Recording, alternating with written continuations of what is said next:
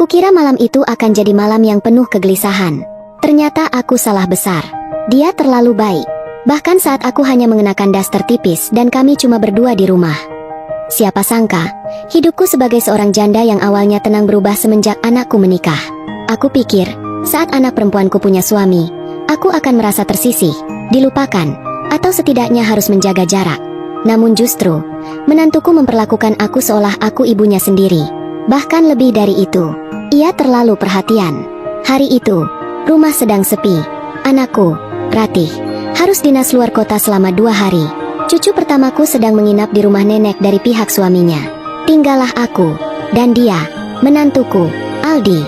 Sore itu hujan deras turun, dan listrik sempat padam sebentar. Aku baru saja keluar dari kamar mandi, rambutku masih basah. Tubuhku hanya tertutup daster tipis warna biru tua yang kebetulan menempel di badan karena lembab. Saat aku hendak ke dapur, terdengar suara dari ruang tengah. "Ibu, ini aku." Listriknya baru nyala lagi. "Ibu nggak apa-apa kan, tadi gelap?" Aku tersentak. Jantungku berdetak tak karuan. "Aldi, kamu belum berangkat ke kantor?" Dia muncul dari balik ruang makan dengan wajah panik tapi lega. Lalu segera mengambil handuk dan menyodorkannya padaku. "Rambut ibu masih basah. Bisa masuk angin loh. Sini, saya bantu handukinnya." Aku terpaku. Tidak tahu harus menjawab apa. Tangannya pelan-pelan menepuk-nepuk handuk ke ujung rambutku. Tidak ada tatapan aneh. Tidak ada sentuhan tak sopan. Hanya seorang anak lelaki yang tulus peduli pada ibu mertuanya. Malamnya, aku buatkan makan malam. Dia membantu cuci piring. Kami duduk di meja makan. Hanya berdua. Tak ada suara selain rintik hujan dan sesekali guruh menggelegar. Tiba-tiba, lampu mati lagi. Kali ini lebih lama. Aku terdiam. Tapi Aldi cepat-cepat menyalakan lilin, lalu duduk di sampingku. "Ibu takut gelap ya?" tanyanya sambil menyodorkan teh hangat.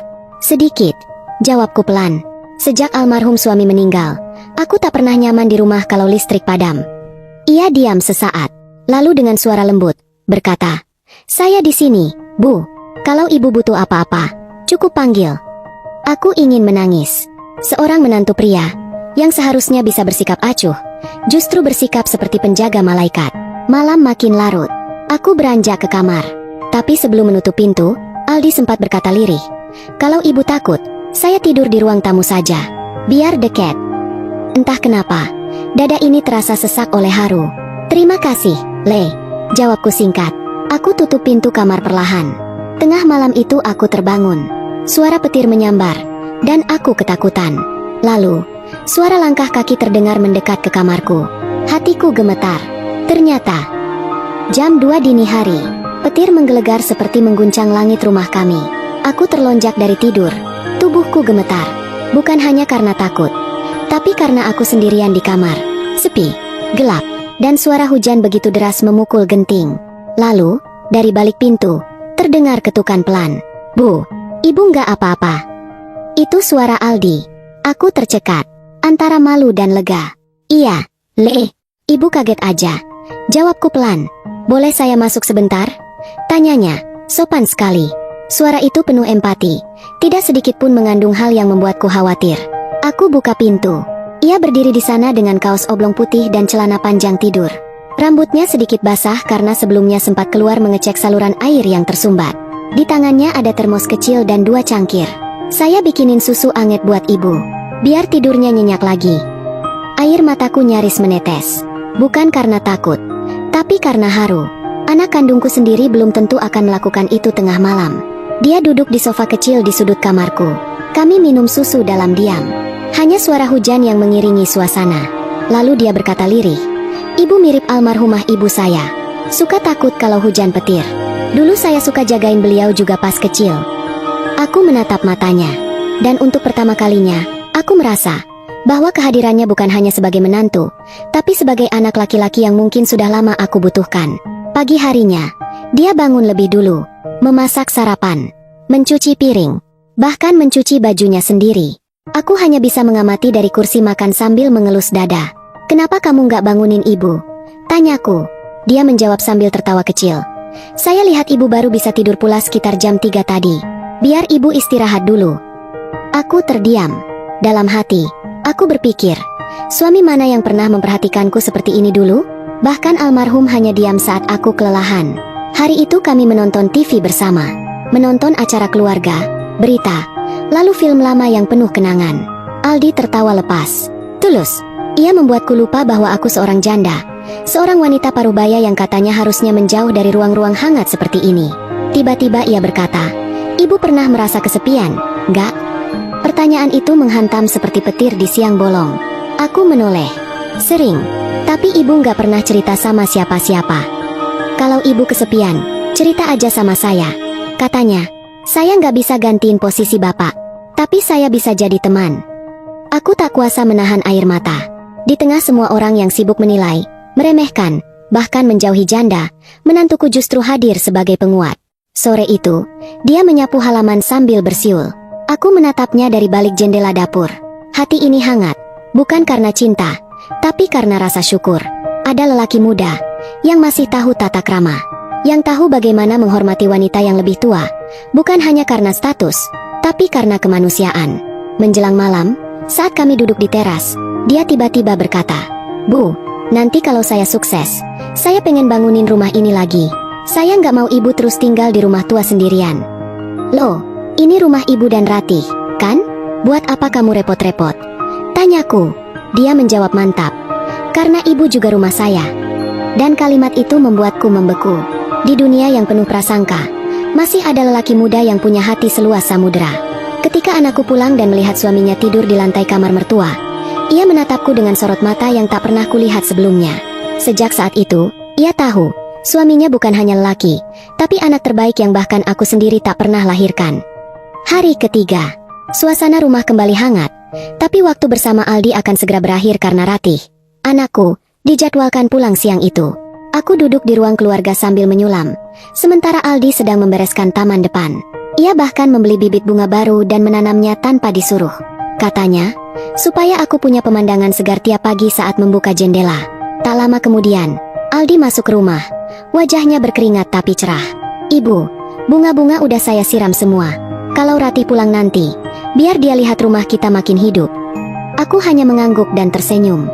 Dalam hati, aku ingin waktu berhenti. Menjelang siang, aku merasa tak enak badan. Mungkin karena kelelahan, mungkin karena perasaan sedih yang mulai menyeruak karena akan kembali sendirian. Aldi yang menyadarinya segera mendekat. "Ibu pucat, istirahat dulu di kamar. Biar saya siapkan makan siang." Aku sempat menolak, tapi dia bersikeras. Akhirnya aku pasrah. Sesaat kemudian, saat aku sedang rebahan, Aldi mengetuk pintu lalu masuk membawa semangkuk sup ayam hangat. "Saya masakin pakai resep almarhumah ibu saya. Dulu kalau saya demam, beliau masak ini," katanya. Seketika air mataku menetes. Bau kuahnya membawa kenangan. Rasanya mengobati bukan hanya tubuh, tapi hati. "Aldi, kamu terlalu baik," ucapku. Ibu nggak tahu harus balas gimana. Ia hanya tersenyum. "Ibu udah cukup membalas, cukup percaya sama saya." Saat aku tertidur, tak kusadari Ratih sudah pulang. Ia masuk ke rumah dengan langkah pelan, tak ingin mengganggu. Ia bingung kenapa rumah terlihat sangat rapi dan wangi. Begitu masuk ke kamar, ia terkejut melihat aku tertidur lelap. Dan, di bawah tempat tidurku, Aldi tertidur di lantai beralas karpet tipis, masih memeluk bantal kecil, seperti menjaga seseorang.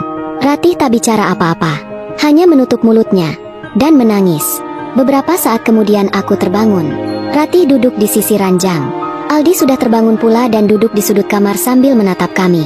Aku terperangah. "Ratih, kamu sudah pulang?" Anakku mengangguk, lalu menatap suaminya. "Kamu tahu nggak, Di, dari semua lelaki yang pernah aku kenal, nggak ada yang bisa kayak kamu." Aldi hanya menunduk.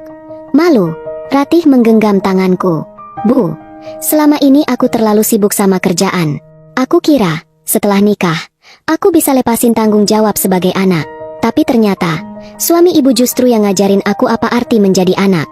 Air mata kami jatuh bersamaan. Tidak ada satupun kata yang bisa menggambarkan suasana saat itu. Penuh cinta yang bukan soal hubungan fisik, tapi hubungan hati. Hari-hari setelah itu, hubungan kami bertiga makin erat. Aldi sering menyisihkan waktu untuk sekadar menemani makan malam. Kadang menyiram tanaman bersama. Kadang mengajak belanja kebutuhan dapur. Tetangga mulai membicarakan, "Bu Darmi, itu menantu kok sering banget di rumah ibu? Enak banget punya menantu kayak anak sendiri ya?" Dan aku jawab dengan tegas sambil tersenyum, "Dia bukan menantu. Dia anak laki-laki pertama yang aku punya, walau bukan dari rahimku. Cerita ini bukan tentang hubungan yang menyesatkan, bukan pula kisah yang menimbulkan fitnah, tapi tentang satu hal yang semakin langka di dunia ini. Ketulusan. Ketulusan seorang laki-laki muda yang tahu batas, tahu tata krama, dan tahu bagaimana menghormati perempuan, bahkan yang bukan ibu kandungnya sendiri. Aldi mungkin bukan suami yang sempurna, tapi ia membuktikan bahwa seorang menantu bisa jadi pelindung, teman, bahkan anak sejati, bagi seorang ibu mertua yang kesepian. Dunia bisa menilai apapun, tapi selama kita jaga niat dan niat itu baik, tak ada yang salah dengan mencintai orang tua pasangan seperti ibu sendiri. Teman-teman, jangan lupa, kebaikan sekecil apapun bisa jadi penyelamat hidup seseorang. Hormatilah orang tua, terutama ibu mertua, seperti ibu sendiri, karena doa mereka bisa membuka jalan rezeki yang tak disangka. Like kalau kamu setuju. Share jika kamu punya menantu atau anak yang juga seperti Aldi. Subscribe untuk cerita inspiratif lainnya.